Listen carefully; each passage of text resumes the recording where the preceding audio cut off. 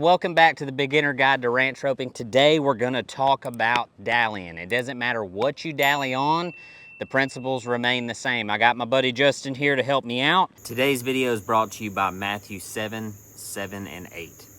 Ask and it will be given to you. Seek and you will find. Knock and the door will be open to you. For everyone who asks receives. The one who seeks finds. And the one who knocks, the door will be opened. I ride a slick horn. So my rope is going to feed. That's why I use such a long rope. Some people dally on rubber, some people tie off. Regardless, if you're gonna dally, whether it's rubber or a slick horn, this is how you're gonna get that done. So once you rope a cow and they're leaving, right? You're always gonna dally with your thumb up, always.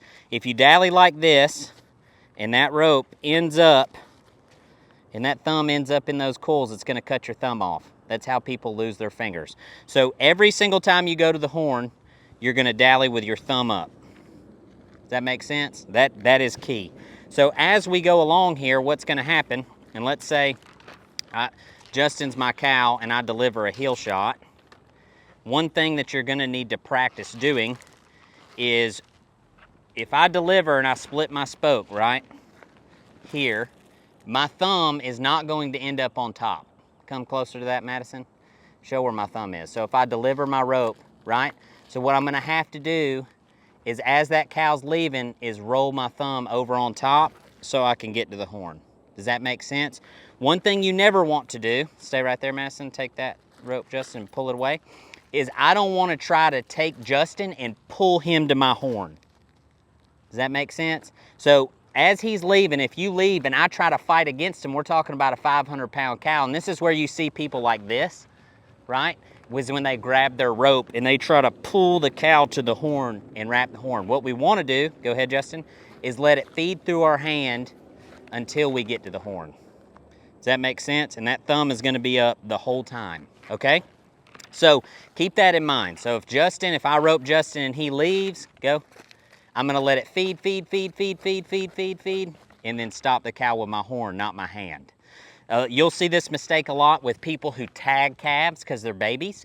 Like if you're roping 50 to 100-pound calves and you're tagging their ears, like it's really easy to pull that calf to you.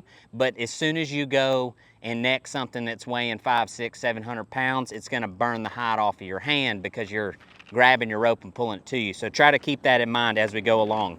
So the last thing I'll talk about when it comes to dallying or feeding rope, you can take it, is where I'm gonna stop my hand. There's two places, so leave, feed, I'm gonna go to the horn. There's two places I'm gonna stop my dallies. I'll either stop it here, right, with my hand right behind the horn like that, or I'm gonna bring my hand around and use my leg as leverage and stop it here. And from here, if Justin leaves, and I need another bite, I can just let my hand gradually drift to the horn and get another wrap, right? Or I can sit out here and I can feed rope if he wants to leave, right? Does that make sense? Last thing, and I just remembered it because I did it, is every time we pop our dallies, what we're not gonna do, so leave, is I'm gonna go to the horn and I stop my cow. What I'm not gonna do is unwrap my horn.